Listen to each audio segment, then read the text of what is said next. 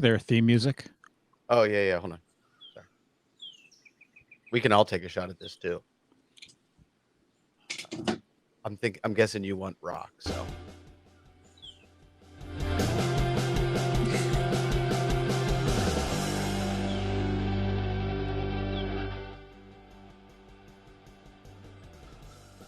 when I point to you, that means start Oh, talking. I'm looking at the thing. We got to do that again, or we don't have to do that again. We could just start.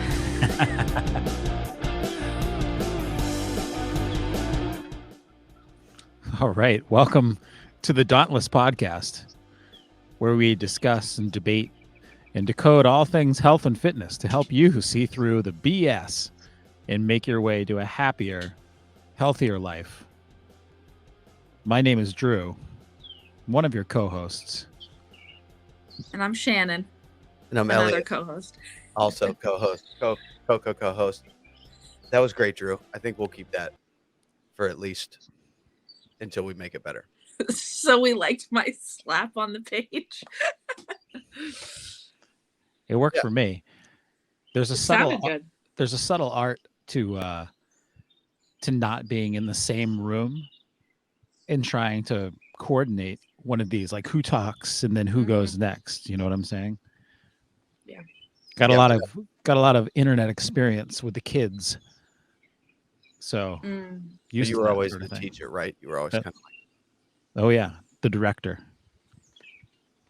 I need to be Yeah. directed. Basically, for everybody tuning in, probably my mom and my sister, and maybe one of your parents and one other friend.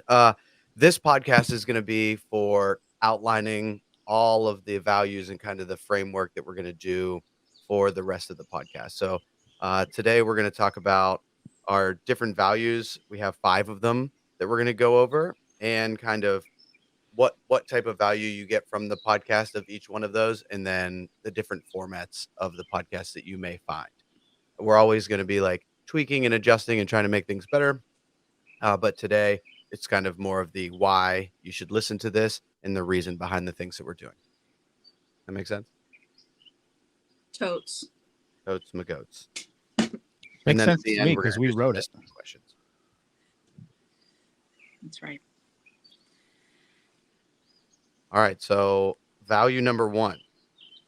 First thing we're going to be doing is highlighting members of the community. Obviously not in this podcast because we're going over all the things that we're going to do, but highlighting community members.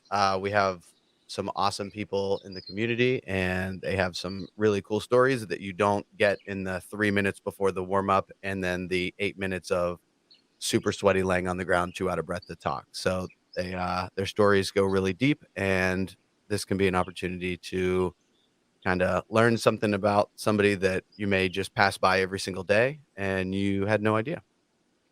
So we'll have various guests on depending on how frequently we do this, probably twice a month, and maybe get rolling to once a week, but who knows? At least once a month. All right, and then number 2. Value number 2 is looking at different ideas or theories or articles related to health and fitness and analyzing those claims. They'll typically be from popular sources. So, like, you might read an article from Men's Health magazine and it's going to claim some great thing that you're going to be in the best shape of your life in 5 days if you do these things every morning for 15 minutes. And we'll discuss and debate those and kind of look at the science behind that and analyze the potential of some of those claims. And a third value that we're going to bring to you all is sharing different tactics that we've learned or read about or found in ways to improve your mentality or your mental toughness. This could be things that we read in books or, again, different theories. And Elliot and Drew and I have, I think, different mentalities about how to approach our lives and our health and our fitness in some ways. So I'm sure that'll create some interesting conversation. And then we have 2 more values that are, I think, a little bit more fun. So I'll let the boys take those. Yeah, so the other value is like a mystery question, mystery topic. So the goal of this and kind of the idea around it is we have like a suggestion box at the gym, or we can try it. We tried it on Instagram first just to kind of get a trial run to see how creative you all could be with questions. But ideally, we want it to be like kind of anonymous and a difficult question or just a fun question that's makes us kind of squirm in the moment and figure out a side to pick where we have to give an answer at least. And we all go around, and in the note you can make it so it's specific to one person, or if it doesn't have any specific people listed on it, then all three of us can try to answer it in order. And then the last one kind of goes on value 3 as well, where it's kind of a like, so we have the 4 and 5 value on the document. It's kind of like uh, giving you good ideas of things that you can try to get you out of your comfort zone, but as well as tactics and things that you can do that will help enhance your life as value 3. So that one is kind of more along the lines of, hey, like if you're stuck in this rut of a schedule, maybe try signing up for something that forces you to start training for, just forces you to start doing something else out of your comfort zone, and then that can allow for some space to grow. Mm. Yep. Are those your ambient birds, Shannon, or are those my ambient birds? I think they're your ambient They're birds. Drew's ambient birds for sure. But I also feel that I may have some ambient birds. I better not have. I get a lot of ambient bird sounds going on here. Yeah, I I wonder don't who. think that's my ambient bird, though. We It's could just turn this into an ambient bird podcast. It's definitely not my ambient birds. I Here, only watch, hear I'll them mute. when I'll mute Drew. See, yeah, there's no birds. it's definitely Drew. All right, you're unmuted. It's definitely you. But Drew, you're on like a vacation right now, right? So this is probably as good as it gets without waking up the fam. Yeah. I mean, my options are limited. Do you have headphones like these? Because that might help. No. It's weird because that's a dynamic mic, right? Like that shouldn't be picking up. It should only be picking up like It looks like just the headset. right here. All right. Tangent. Anyway. So do we want to do our first sort of, I guess, theory or our own definition of an athlete today? Maybe. I don't know if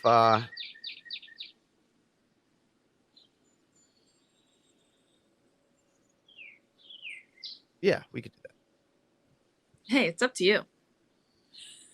Yeah, let's hear Drew's take on that. Well, I just want to keep the flow going. So someone's tuned in right now and they're listening and they're like, okay, why am I listening to this? We went through all of the values on why, and now we can give examples of, I guess, what we could do for the tactics, but then also we could go into kind of a small introduction of ourselves, how long we've been doing CrossFit, and then slowly through more podcasts we can go in. So it's like, why would we listen to Drew? Drew, how long have you been physically active? Oh, you want me to take that on now? Please, okay. go. Oh, how long have I been Just physically slightly, active? just slightly. Yeah. Okay. So I'm 37 years old, almost 38 years old. I've been physically active for, I would argue, 20 years. Oh, there's a little friendly chipmunk just coming across my path. Sorry, distracted. Anyways, so yeah, I've been doing CrossFit since 2017. And really there's definitely asterisks there, because I did CrossFit for a couple of months in 2017, took a long break, and then restarted with Dauntless in 2018 when it opened as Ever Proven. I was the very first member at the very first class. As was I, Drew. I remember that. MVPs right here. That's why we've been asked to be on the podcast, right? Absolutely. OGs. I was there too. I was there at the That's first true. class as well. Yeah. Wasn't it a 5:30 class? It was sure a was. 5:30 a.m. class. Yeah. Yeah. The first and last 5:30 a.m. class I ever went to. Drew, I think fun fact also, I'm pretty sure Drew was the first Instagram posted athlete. Oh man. Oh, So we started the Instagram channel and it was front rack lunges. It was back when I was using that very questionable filter. I remember that. I was wearing a backwards hat. Yeah. Yeah. That's interesting. Yeah, so I mean that's really my experience with CrossFit is really just at Dauntless. And then I ride my bike a lot and used to participate more in endurance type sports. And I'm actually getting back into that again and have been racing my bike a little bit and a lot of fun stuff to try to keep me young and competitive. What kind of distances? Oh gosh, it varies. I did a few races this spring that were about an hour and 15 minutes. And we'd cover, I think it was like 31 miles in an hour and 15 minutes. But the distances vary too. So I know I've got a race coming up at the end of the month that's 80 miles, which is pretty substantial. And there's a lot of climbing too. So it's going to be a long day. Quads are gonna burn. I'm going to regret my choices for sure that day. No, as long as you're feeling good. I feel like as long as you at least like because you train enough that if the days leading up to it you have your nutrition right, you're drinking water and you feel good that morning, you'll be all right. It'll be great. Just have to eat enough food to make sure you cover all of the losses. Yeah. That's like the number one most important part. Do you do those like goo packets throughout the ride?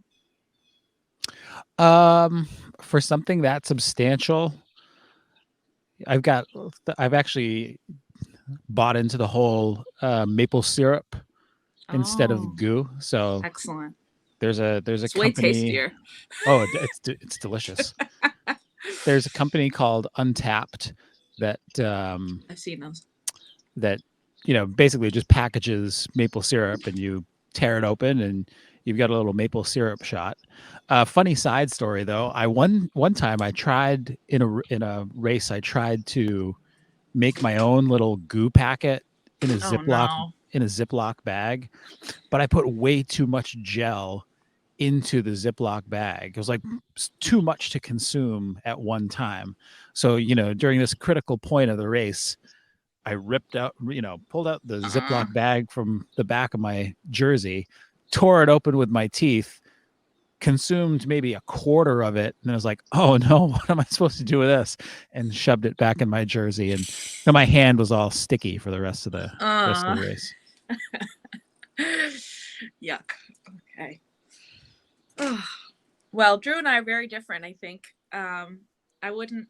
So I'm 29 and about to be 30 in a month, which is actually not scaring me in any way. I have a friend who just turned 30 the other day and she's like depressed, but I'm all right. And I would not say I've been athletic or on any sort of athletic pursuit for 20 years like Drew.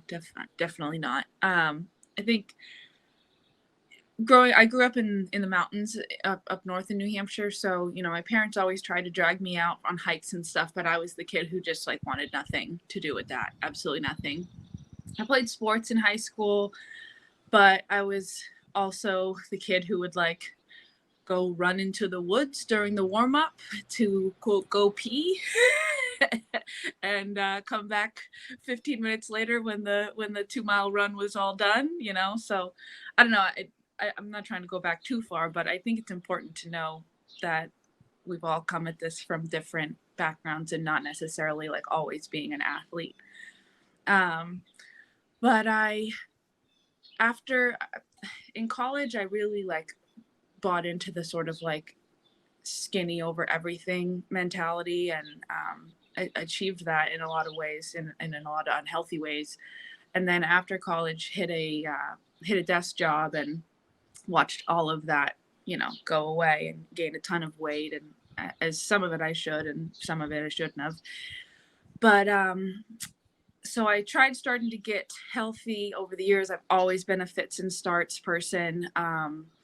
I started CrossFit in the first time in 2015, I think, at a gym that's no longer around called CrossFit Reclamation. I did my on-ramp there and started there. And I did it for a few months, but I wasn't very consistent. Later on, I went back to another CrossFit gym called Bonafide in Greenland, New Hampshire. They were great, but then I changed jobs and I didn't go there anymore. But it wasn't till I started at Dauntless in that very first class with Drew and Elliot that I really got hooked. And even at Dauntless, I think in the past 4 years I've had bouts of being super consistent and not super consistent. But in the last 2 years, when we reopened after the COVID closures, I've been, a 5-day per week athlete and in the nutrition program for over 2 years now. And I really have hit a groove that I am in love with. So yeah, that's me. Very good. Yeah, I would agree. It was, I wouldn't call it a rocky start, but slightly inconsistent. And then definitely in the last 2 years, it has just been kind of a rocket ship, which happens to a lot of people. It's always like, just kind of like waiting, waiting, waiting. And then they hit their stride and they kind of like just take off right into a rhythm that you can just tell their body really adapts to, and they figure out their nutrition Yeah. and energy level and work-life balance. And then it's just like each day people are just like, holy shit, you already look different. Yeah. Well, I think it's like, I, I, I always loved the like CrossFit Games documentaries, and I always thought, man, like those women are so freaking cool. Like I just thought they're like just so badass. I want to be badass. And so I think I always liked the CrossFit style. I could get myself to the gym, but not necessarily motivate myself through a difficult workout. Like if I was just going to a regular gym. So CrossFit is something that, you show up and you're going to get a good workout, and Elliot's going to be like, oh, you're dogging it or push you. And I think it was a matter of like, not just liking CrossFit, but liking myself doing CrossFit, like, and falling in love with the process of me doing it. So that's what it took. Here I am. Yeah. It's funny because knowing both of your stories, you both, like you said earlier, you both came at CrossFit at a very different angle. So like Drew was coming in trying to tame his hyper competitiveness, and it was like, I really just don't want to make this my life. I just want to start lifting and get a little bit better. And me, the instigator shit starter, I would always try to egg him on to like beat times and do all this stuff. And you could tell he was like really holding back. And he's like, I do this for fun and I don't care about my score. And then like from your angle, you were like, I want to be these games athletes, superheroes. Well, I just want to be like, not compete against them, but like you admired their dedication and discipline and all that stuff. And you're like, I want to just start marching in that direction and then get to be more competitive or, with myself or however. So it was just interesting that you both could be in the same class getting completely different, like mental success at the opposite ends of the spectrum. Yeah. Very hey, true. For what it's worth, you have your 80-mile race coming up, and I'm doing my very first RX competition in 3 weekends. So we'll see. Yeah, 2 months. So basically, I am Katrin David's daughter. Like on the grand scheme, we're right about the same. You're both competing in RX, so technically, yeah. Didn't make it to the games, but not this year. Not this year. That would make a really good T-shirt. Basically, I'm Katrin David's daughter. I should make that for the comp. Yeah. Intimidate my peers. List of RX athletes: Shannon, Katrin Davidson. Yeah, Shannon first. So let's not forget. Technically, you guys are kind of in the same position. Well, because she didn't make it to the games either. So Right. That's what I'm saying. you guys are just, back to the drawing board Yeah. on to next year. Mind on the open, you know. Yeah, yeah, back to the open. All right, Senator, Elliot. All right, and then me. I've just been a savage my entire life. No, I'm just kidding. I was definitely always the skinny kid, and I didn't want to be the skinny kid anymore in high school. So when I was in my senior year, I asked my mom for a bench press. So I did bench press and like bicep curls for probably 6 months, probably 4 to 5 times a week, just because I wanted a bigger chest and arms. And then while I was doing like track and stuff like that, but mostly just lots of bench press. And then uh, got into the Navy, so we did a lot of stuff there, swimming, running, not a whole lot of weight training, but a lot of that. Then as I was leaving the Navy, my friends started doing this stuff called CrossFit, and they wanted me to do it, and I said, "It looks really stupid, and it looks like you're going way too fast, and I just want to lift weights and get really strong." So then, uh, as I'm focusing on just being big and strong, they start getting bigger and stronger and faster than me. So now they're beating me in runs and they're lifting more, and I'm like, "Oh, okay, I guess I got to try this." So at that point, I got out of the Navy and I went down to California gym. It was called Outlier CrossFit, and I did that for 2 months before moving to New Hampshire. And then I started coaching, and all the while, it's just funny looking back of like when I first started going there, they're like, "We're going to this thing called regionals and a bunch of people are going to compete." And I'm like, "Oh man, I'm going to compete in that next year. I can't wait to do that and be in the games." I feel like CrossFit was like made for me. I can't wait. And then so like I'm watching these people and I'm like, I could totally do this. I just need to get a little better technique and I could do it. And then as the years went on, I started to realize that I might not quite have what it takes to make it to those levels. But I still really enjoyed CrossFit and obviously coaching it and everything. So I started going to the CrossFit gym Ever Proven in Dover. Matt, the owner, approached me about potentially coaching there. I said yes, started coaching and just really going all in on like trying to figure out how to write programming and learning all the aspects of it, um, in the weightlifting technique and all that. And then now, so that was, you know, CrossFit wise, started in 2013. Like fitness wise, trying to like change my body composition was 2005.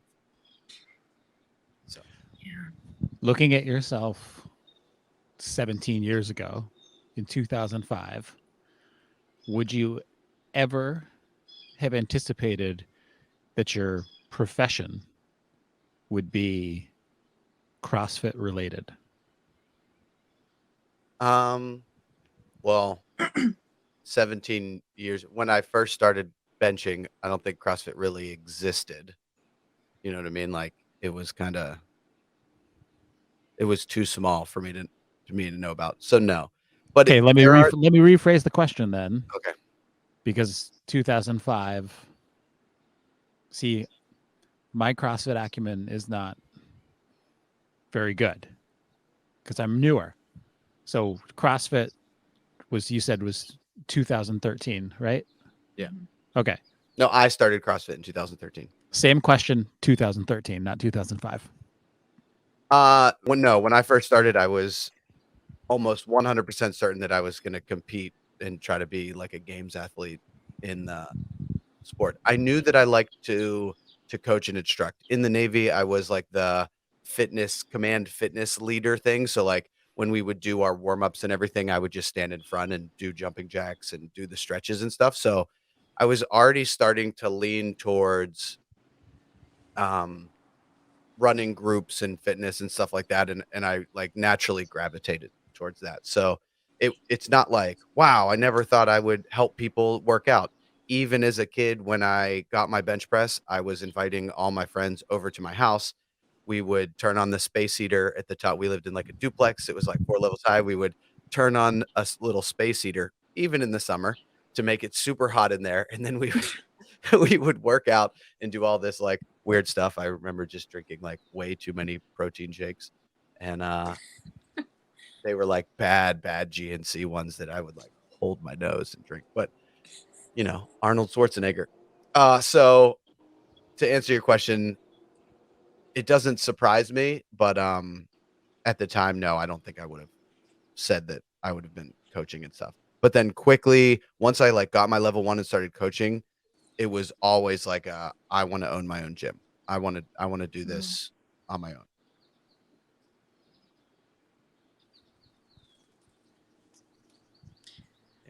Well, And you do a that's pretty good job at it, Elliot. thanks. That's right. One day at a time. I was going to say you got a lot of areas for improvement. Well, that too. I also agree with that. So it says on the internets that CrossFit was founded in 2000, Santa Cruz, California. But like it started in like Greg Glassman's like small gym. So it's almost like if I were to start CrossFit today, but I just did it in my backyard, and then now it's on ESPN or what. It was like it took like 6 years, and it was very small in like the SEAL communities and the special op communities, where it's still like very fringe, even 6 years later. Yeah, And do you That think you would have found it were it not for being in the Navy? Because you said it was your Navy friends that started it, right? Yeah. yeah, I feel like that's probably why like the foundation of CrossFit and even games athlete, like so much of it is like just really peak performance because they're just like pulling kids out of the Navy and the Army. yeah, it was So kind that's of one way to build a community that looks really fit. it was kind of like hey, does this work at the tip of the spear? Because if it can work at the tip of the spear, it can work at the handle. You know what I mean? From both ends. So Wow. I believe that Greg said like, here, let's give it to the best athletes in the world, or the people that need it the most. So like Navy SEALs and all, Green Berets and all these people. And if it improves their fitness and makes them the best in the world, and then we can, scale it, Yeah. then it's like then it will work for everyone, Yep. instead of like, only making it for out of shape people, whatever that means, and then trying to make it harder and harder and harder. So he went kind of like top down. I see. Well, it worked for me. Yeah. so theory proven. Yeah, when Drew was doing a lot, it was really working for him too, but he went to the dark side, back to cycling, and got skinny again. yeah, Yeah, I have nothing. I have no response to that. I kind of missed you at the gym. I mean, Drew, you used to be in a lot of my classes back when I was not super consistent, but now I'm like, the 7 a.m. crew daily, and I never Well, see you anymore. Only was- room for one. It was funny when you had said how you've gotten more consistent. I've gotten less consistent, Oh boy. which is not. I mean, Was you know, that you by gotta- choice though? well, you gotta rob Peter to pay Paul, right? Like if I can't do, I could do CrossFit 5 days a week and incorporate all of the different rides that I need to do to stay competitive. But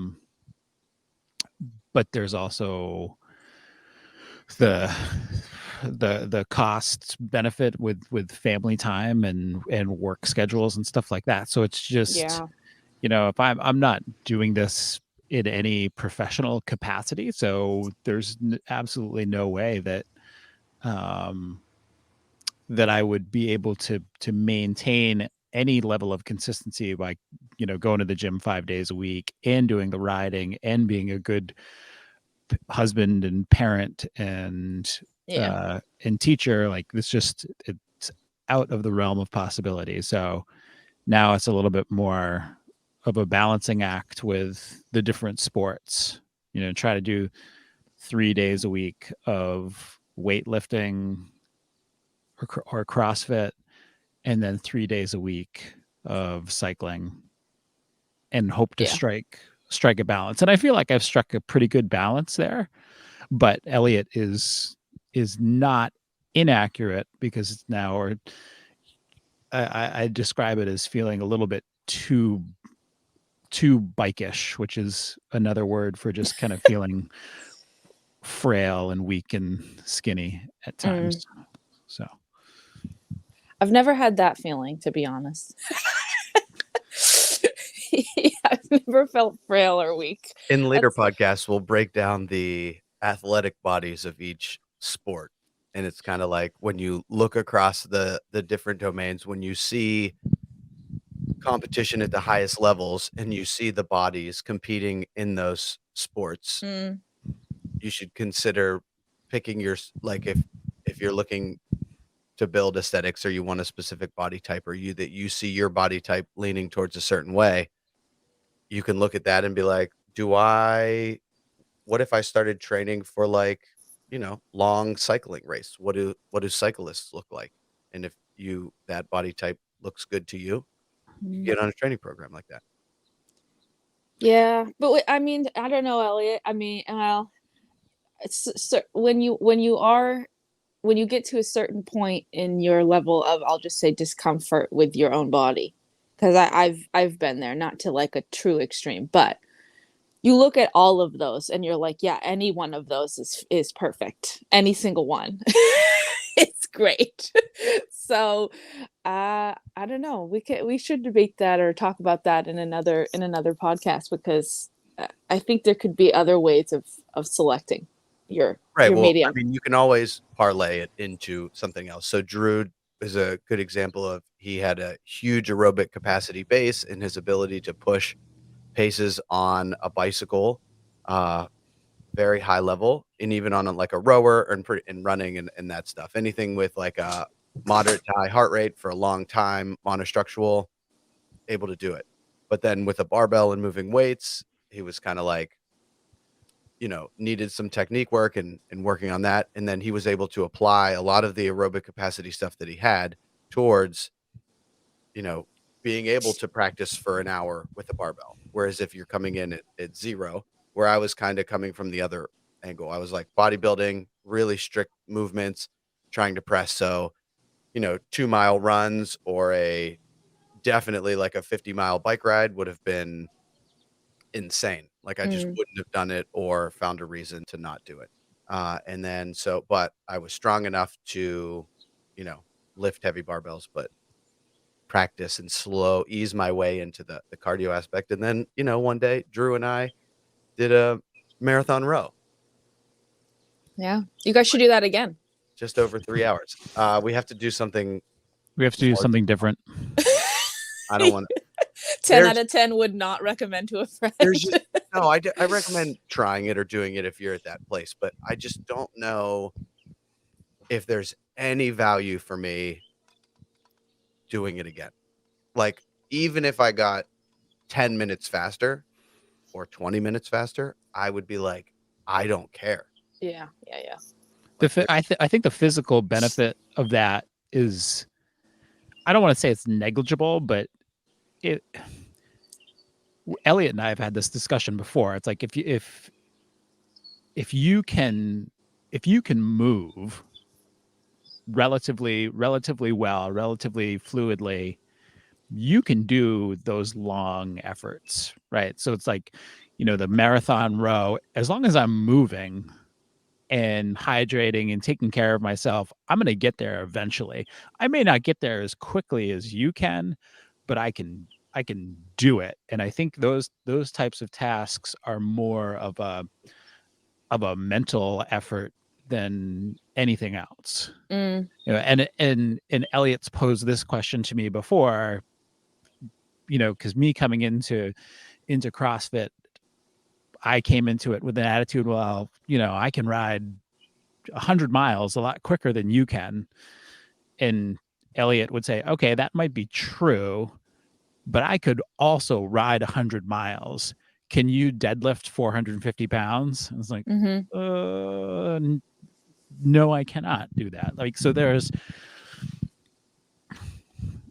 a benefit to doing that sort of exercise and activity, but I think one time is absolutely plenty. Yeah. Well, it sounds to me like it's like one of those things that ends up being like 99% mental. Like you said, your body can do it, but it's just a matter of actually doing all of it.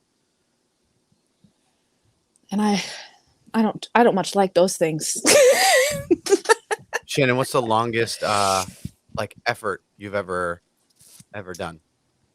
I ran 2 half marathons. The first was definitely better than the second because I actually ran the whole thing. The second one I didn't train well and I busted my knee at like mile 6 and walked over the finish line with like the 99-year-old guy. I also did a triathlon years ago, but these were the years that I wasn't healthy. Like physically I could do it, but it wasn't for it wasn't for good reason. Like I did a lot of running, but my mind wasn't right and my nutrition was insane. And so it was just, I don't know, determination, I guess, that was getting me there. But actually, probably the CrossFit competition that we did, that I did in January, like that was like the longest day of fitness ever. Because it was definitely like at the end of the day, it was more than 2.5 hours of having your heart rate up, you know? Yeah. Yeah. Yeah, I'm not a big endurance. I don't think I have, I'm not endurance. I don't think that's my strength. I'll be interested to see this body type thing and see where I'm at. We could pull up just pictures of like the top athletes and all these different things and just, talk Yeah. about their bodies. That's I'm gonna go like, where's the? I don't know. Yeah, I do wonder where I would sit. I feel like I'm just like small and strong. Like I just feel like I probably look more like a sprinter than anything. yeah, more of like a power speed athlete. I think. I don't know. Let's see. We could just put a picture of me up and compare them to everybody. That's exactly what you yeah. Each week. Oh, A or B. Which one does Shannon Yeah, more body type? this is gonna either go really good or really bad Yeah. for me. Feel free to just comment anything that comes to mind. Oh God. Yeah. No feelings here. That could just be the new global aim of the podcast is to figure that out. Right. So that at the end, what should we'll Shannon figure do? what's Shannon's body type. Yeah. Yeah. All Yeah, right, that'll be a great one for our sort of mental toughness tactics. That'll be a great episode to bring that to bear. watch Shannon as Drew and I talk about her body. Oh God. We'll put you up on the main screen, so it's just you big. Drew and I are just really small in the corner. Michael. Where do we start? Michael knows where you live, right? You're gonna be on the podcast talking, and all of a sudden you're just gonna see 2 big hands pull you off screen. All right, let's talk about let's do a mystery question. Okay. All right. So give me 1 sec. So we don't know what these questions are. We posted something on Instagram that just said like, hey, help us out, give us a question. Yeah, so these are intended to be, not necessarily in the realm of fitness. I think probably to help the audience get to know us more and feel comfortable listening to us. So I'm just going to pick one that's not a yes or no question because I'm seeing a few yes or no questions. Oh man, Sarah J. We got to give a shout out to Sarah J. coming in hot with some questions. Okay, here's one. Do it. If Drew, you go could, first. Okay. if you could replay one day of your life, which day would it be and why? Now that's replay, not redo. Okay. Oh, that's a good question. Replay one day.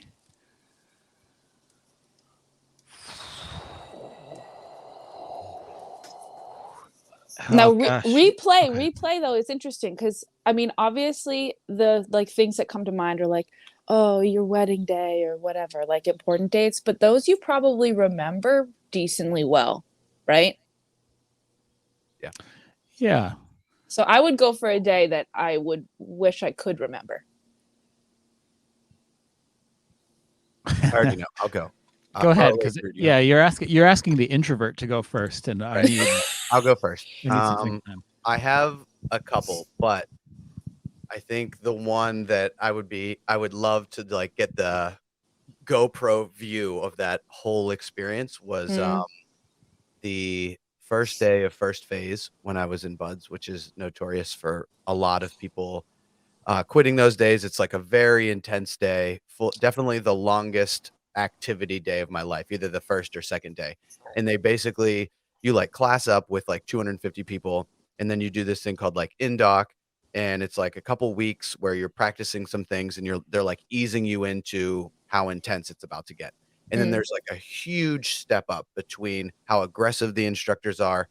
And I would love to just watch myself throughout that whole day and kind of just like notice how I reacted to things, and what I would complain about, or what I was like whimpering about or shying away from, or where I acted potentially like a leader and stuff like that, just to see because I've just learned so much through the experiencing that training. I definitely wasn't a like as confident and everything before all of that. So it would just be interesting to watch like that day, because I think I got so much value out of, that whole 6-month time span. But I think that day specifically was a really nice way to be like, wow, this is kind of where all of this like mental stuff started, and like mental, physical ownership, and just watching the people around me. So I would say that day. And like to your point, obviously, I have my wedding video on tape. We have a bunch of like Yeah. pictures and stuff when Lucas was born. So like I remember those days, and um it was really just a really intense like couple moments. Like the wedding stuff was like an hour or two. Lucas being born was 3 or 4 hours of like actual excitement. But that first day of first phase was like, 4 o'clock in the morning until like 6:30 at night. And I'm just like Yeah. completely exhausted. Yeah. All right. Okay, I think I can. I'm gonna kind of answer the question, but I'm also, yeah, I'm. That's such a difficult question, but I think what I would what I would like to see is I would like to replay the day of my very first bike race, which was I would have been, I think my first like straight up bike race was when I was 19. And I could tell you when it was, and I could tell you how I finished, and I could tell you, roughly what the dynamic of the race was. And there there there are definitely things that I remember from the day, but I would like to just be able to observe more of my own individual qualities. Like I'm not even really focusing on the bike race itself, but just how did I conduct myself as a 19-year-old kid. He stole my answer. I know I did.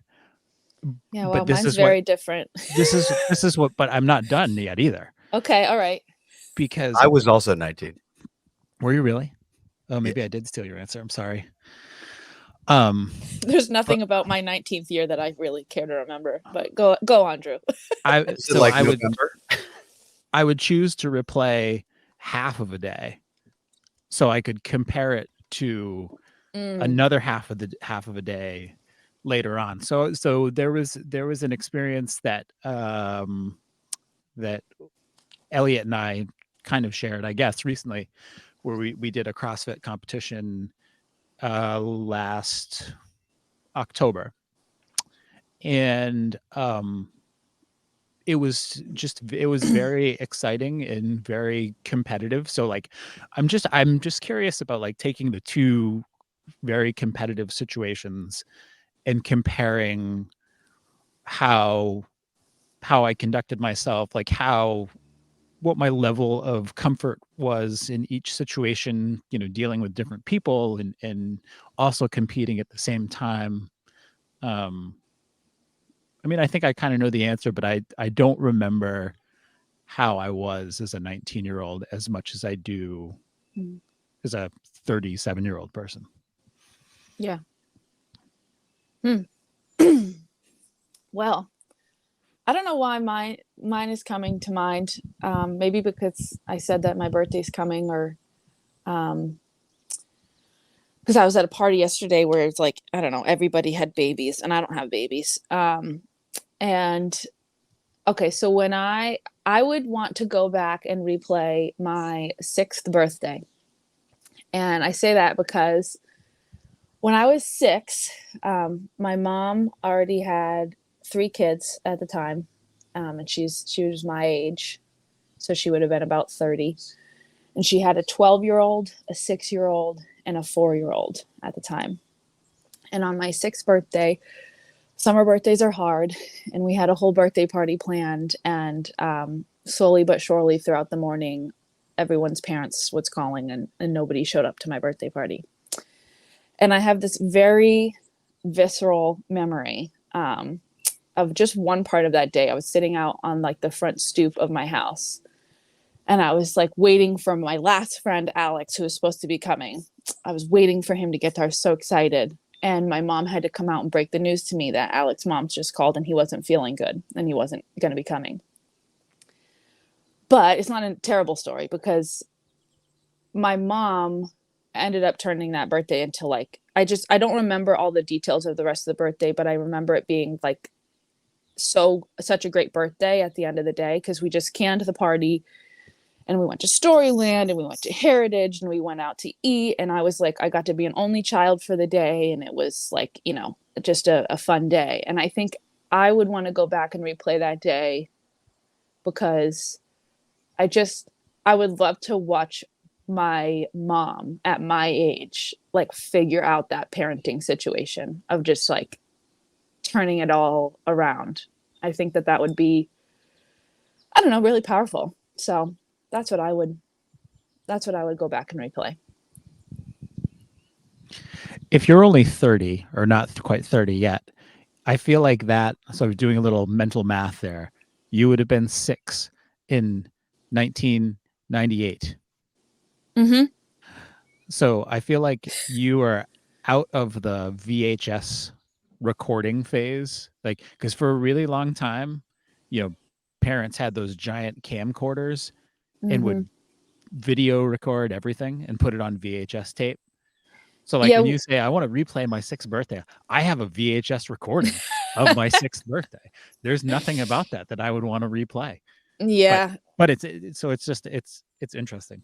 Well, we had VHSs, and when you're a child of divorce, a lot of that stuff ends up kind of disappearing. So I think we had some of them in the early days, but I don't think we had anything substantial. Actually, my best friend growing up has a video of her birthday that both me and my little sister are in, and it's a pretty funny video. But that's the only video I've ever seen of myself as a kid. Yeah, but we had that. I was like, I think I'm that like perfect cusp generation that's like, we had a landline, you know what I mean? Like we had all of that stuff. Like we had the early dial-up internet. We had like the first computer we got was, I don't know, very early on, but it wasn't a substantial, those like early technologies weren't a substantial part of my upbringing. But I know them. Yeah. But yeah. Are you Generation X, Generation Y? No, or no. I'm like a perfect millennial. Millennial. Oh, that's I right. wouldn't say that I'm like a stereotypical millennial, but I am a millennial. I want to say that I wasn't a millennial my whole life. I think it like changed, right? Because it was like for a while, my generation and the generation older than me would start talking about millennials. And then all of a sudden I found out, I was like, wait, I'm also in that millennial group. No, I but you feel know like what? it made it bigger. I think what you and I, Elliot, are both considered, because you're 30, 33. Maybe not. Maybe I'm the only one that's considered this, is a geriatric millennial. I've heard, I like to say elder millennial. There's a comedian that has like a stand-up special or something called that I like. But Wow. yeah, you're on the cusp, Drew. But geriatric's a little extreme. I like geriatric. Let's go question 2. Question 2. You have a second question? Oh, we have a lot of questions. Let's just knock out some yes or no's. Okay. And then we can go into a longer one. Do you sleep with socks on? No. I have slept with socks on, but if I'm going to bed, I take my socks off. I only do when I'm camping. Otherwise, no. I slept with socks on. Okay. This is a little bit of a longer answer than a yes or no. I did sleep with socks on a couple of weeks ago, but that was because I was getting up in the morning to go to the gym, and I didn't want to wake everybody up by having to get a pair of socks and go get the dog, et cetera, et cetera. So I was just pre-planning socks on. Next question. Okay. Sarah J, we just got to go with this. We got to have her coming up with these questions every week. What are you most proud of? That's a big question. My children. Well, yeah, naturally. They've had They're pretty help, cool. though. You've had so much what? They've had so much help, though. Yeah, but that's the thing. Like when they do stuff on their own, then you're like, oh, they're pretty good. Mm. All right. I can go into more detail if you want, but I feel like I'd be monopolizing things, and no one wants to hear about. Well, maybe people do want to hear about kids. If you want to hear more about Drew's kids, ask more Kid-related questions. Ask more pointed kid-related questions. We can turn this podcast into something completely different. Most proud of. Yeah. I'm honestly, I don't know, this is probably like sappy and maybe people don't like it, but I'm most proud of my relationship with Michael. I would say marriage. We've only been married for a year, but we've been together for 13 years. And yeah, we just, I don't know, we figured out so many like serious things as kids. And I'm just really proud of that. We've been together since I was 16 and he was 17. So it's just, yeah, it's definitely the most powerful thing in my life. And I love him very much. And if you want to hear more about relationships, for me, I'm kind of torn, but I would have to think longer about it. But to give an answer, it's either between my mom or my wife.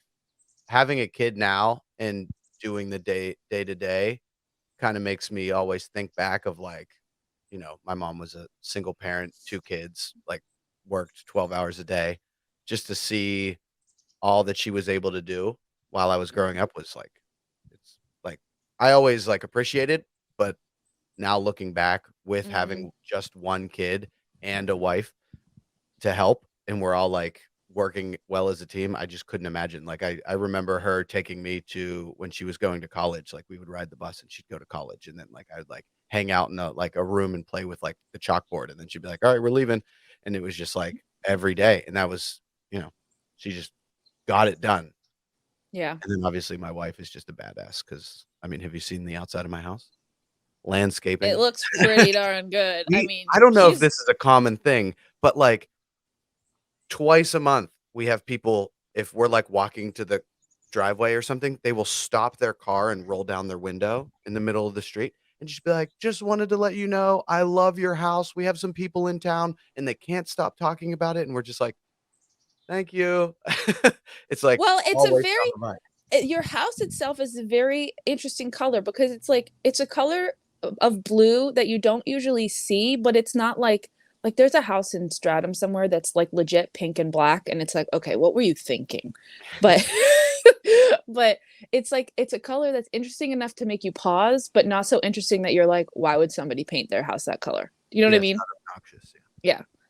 I'm not sure if there's any data or statistics available on this, but I think per capita you post more, and I'm talking to Elliot here.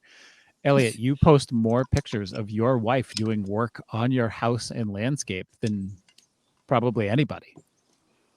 Yeah, she's out there on the regular. She's also out there all the time. So I think if people posted videos of, maybe they don't, I don't know. You just have that strong of a social media presence that it works. 380 followers or whatever. Yeah. Which one of us has the most followers? That's the question. Oh, good question. It's not me. I'll look it up right now, but I have 445. Oh, I got 481. How do you The influencer of the group. how do you Mhm. find out how many followers you have? Oh, But there if we you go. convert it, hold on, there's a conversion that some people disagree with, but I believe it's either 80 to 90% if you're a male and you have an account. You know what I mean? Like you get a 10%, 10 to 15% buffer against any women that have an account.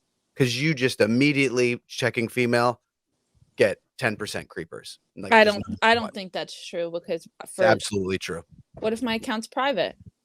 Doesn't matter. I think it's You true. can't That's follow me if I don't know you. You get more requests.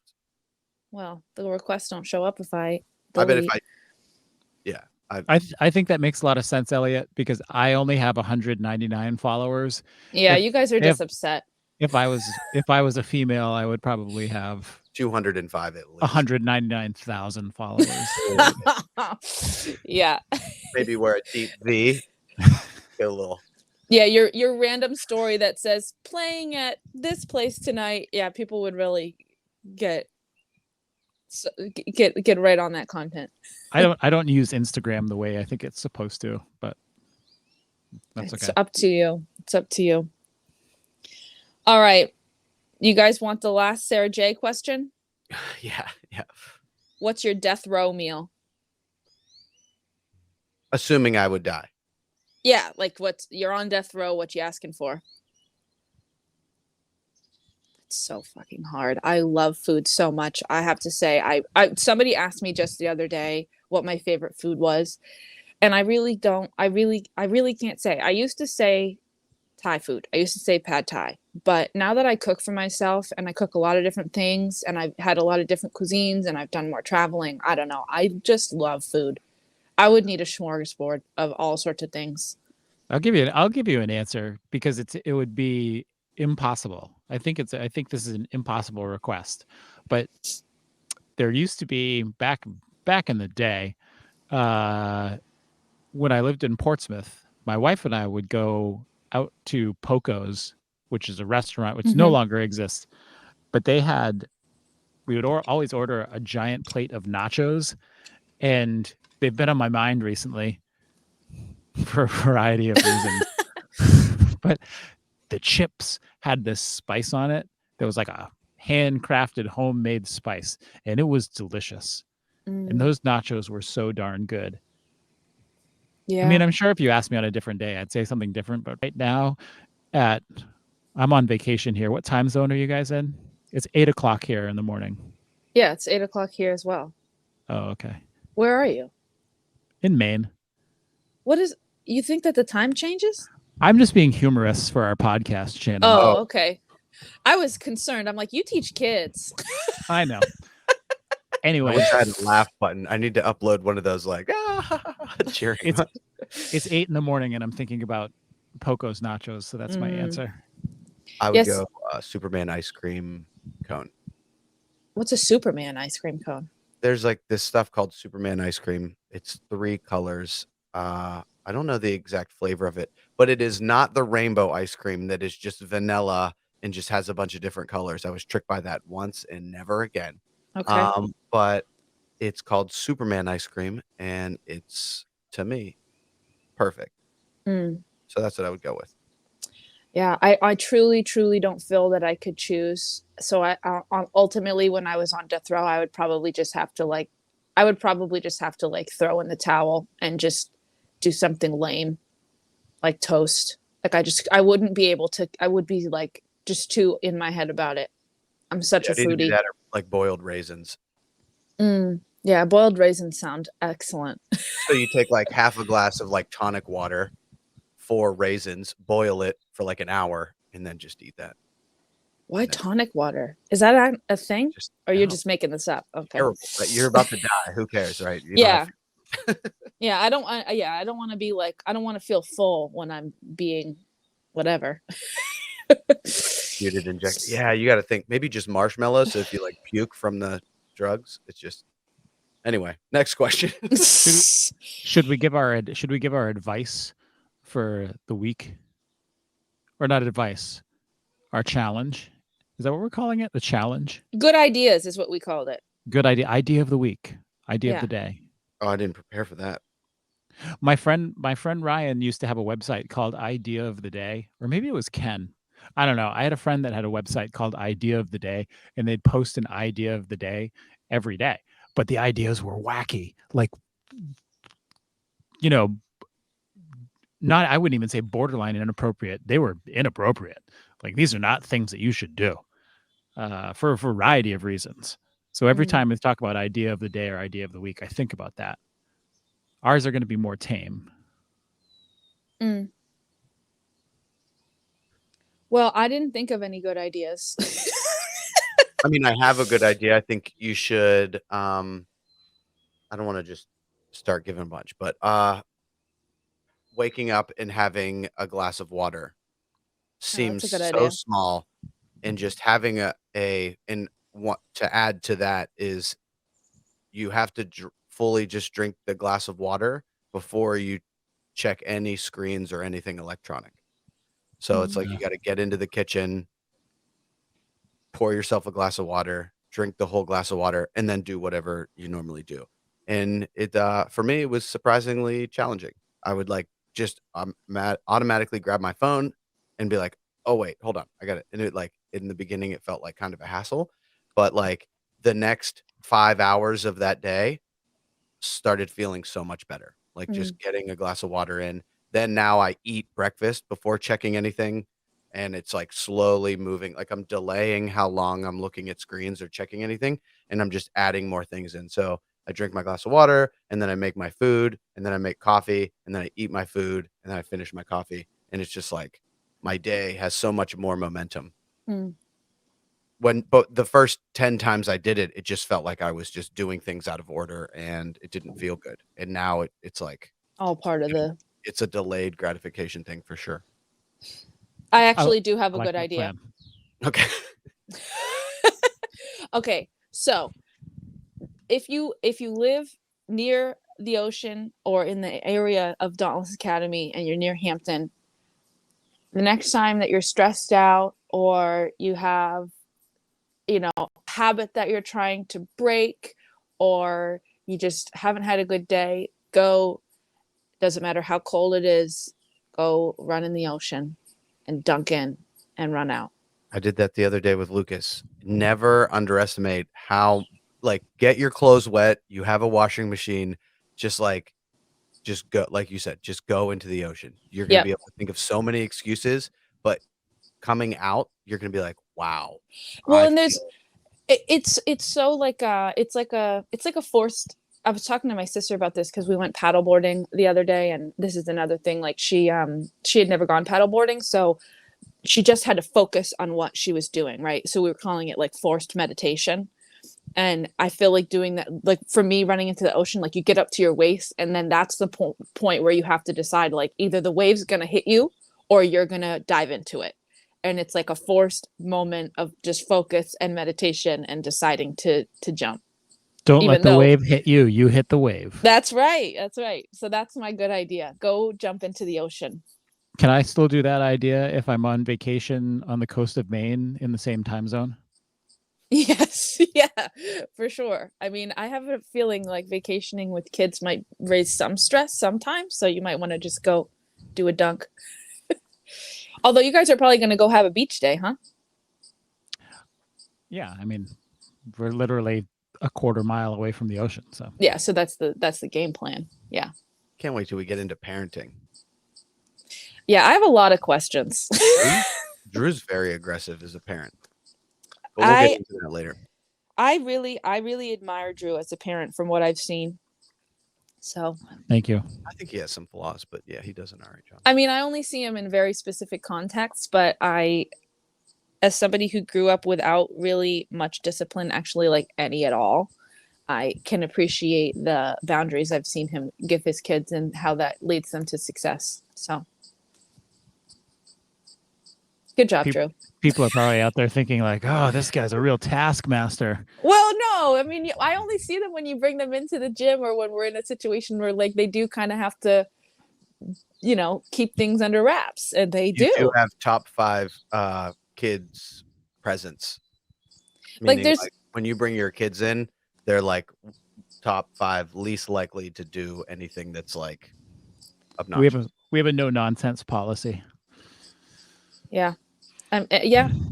And I mean, I'm sure that you have room for nonsense in certain situations. Like you're going to go for a beach day and you're going to, roll around in the sand or dig a hole. And I'm sure Wes will be in that hole with just his head out of the sand or something. But, there's a time and a place, right? Yeah, I could see it. I could see it. Cool. All right, guys. No, I want to do one more question. Oh, we want another question? Okay. Just one more. Yeah, we Okay. only did Sarah J questions, right? Well, there's some of the questions are not really questions. Like some of them are like, do you know this fact? It's like, okay, well, Yeah, no, well, not really. we're gonna have to send some people a question. Okay, so A good one. these ones are pretty good. Julie put in 2, but I don't know if you know these people. You should know these people. So she wants us to do screw, marry, kill. She did a one for girls and one for guys. I'm assuming for you guys and for me, but I think we should all do both. Oh, okay. Screw, marry, kill. Assuming we're not married, I'm because that well, wouldn't. yeah, well, yeah, obviously. Yeah. I'm okay with killing people, but not cheating on my wife. Well, yeah. Maddie Rogers, Mal O'Brien, Danielle Brandon. Do you know who I'm talking about? Is Mal O'Brien 18? I'm out. Yeah, Mal O'Brien's dead. She's dead in that I think I have to situation. kill her. She's She's too young. Danielle Brandon is a screw easily, and Maddie Cakes, whatever, is the Mary. I guess I'd marry her and screw Danielle Brandon. Yeah. You had to mumble that one, didn't you? Yeah. All right, so now you can take this one then. Screw, marry, kill, Dave Castro, Noah Olson, Scott Panchik. I'd kill Scott Panchik. I'd marry Dave Castro and screw Noah Olson. Yeah, see, I would kill Noah Olson because I don't know, something about him just rubs me the wrong way. I mean, you don't have to hang out with him anymore after you screw. But sorry, go ahead. No, I don't know much about Scott Panchik, but I know he's a CrossFit athlete, so he's probably got a killer bod, and so I'd screw him. And then Dave Castro I would marry. He seems like somebody I could find interesting for a long time. Yeah, it's the integrity for me. Yeah. Go ahead, Drew. No, I'm not answering these questions. Oh, okay. I started thinking about it and I was like, "Wait, who's Well, gonna?" there goes gonna watch a lot of like hey, we're gonna ask a mystery question, but then people can pass on it. That kind of okay, but here's the thing, like these episodes are going to be for public consumption, and given my position as a in the public realm, I don't feel addressing that particular type of question would be in my best interest. Okay. Well, then how about we make it like get it canceled? We make it teach, parent, kill. Yes. Okay. Great. I can do that. Okay. I'm gonna. Yeah. Who would you rather be, your child in your classroom or throw off? How about just throw off a cliff? So you're not killing them necessarily. You're just throwing them off a cliff. I think I would teach Noah Olson. I would parent Scott Panchik and kill Dave Castro. I think he reminds me of probably like just a student. I mean, he's never gonna come around, and it's like just gonna drive you a little crazy. Oh, that reminds me, actually, I was thinking for one of our episodes we should talk about like coachability, or Elliot should assess how coachable Drew and I are live. Sounds good. Ooh. We could just do that for everyone if you want. We can start putting people on blast. It could be part of the members, the member highlights. Review of the week. Man. Well, I think we have to give a shout out to Sarah J, because great question. Good Always questions. great questions in class too. Yeah, because I always say, "Does anybody have any questions?" And everyone's like, "No." And then she'll be like, "Why is it 70%?" And I'll be like, "Thank you." Great questions to Sarah J. Do we have like an actual closing to the show? No, we can make it right now. We can think of it. Well, we want to thank all of our producers, And sponsors. and sponsors. Mm. So thanks It's to all quiet of right those now people. because we don't have any producers or sponsors. So But plenty of room to get in on the first floor ground of level. this up Yeah, and now's coming now's the enterprise. time. Now's the time, really. We're You're gonna chasing look the back on this chasm now. episode and be like, "Whew, can't believe I didn't get in on that." Right. And a big thanks to our community that's going to listen to this podcast in droves. Mhm, Yes. mhm. Thank you, Mom, for staying on this entire episode. Please leave us a 5-star review. Are we actually like live on YouTube right now, or is this No, when this says live, it just means we're recording? recording only, but I would like to eventually start making them live. Okay, so but like the dead space in the beginning, you'll be editing that. I'm just gonna trim that, yeah. So Okay. because eventually if we start making these live at certain times, relevant to it, it's cool because like comments can come in and we can just address comments as they go. And then we can ask for like more context if they say like, replay a day versus do over a day. Like maybe Sarah meant like if you could just like jump in that day and change some things. Sure. So Well, our sound off realistically should say something like, "All right, guys, wait, that's don't say, wait, hold on.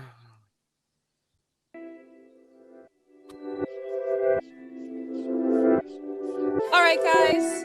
Thanks for listening to this episode of the Dauntless podcast. If you like what you heard, please give us a 5-star review and, of course, nothing less.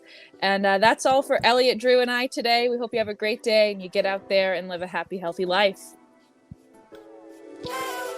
Bye. Thank you.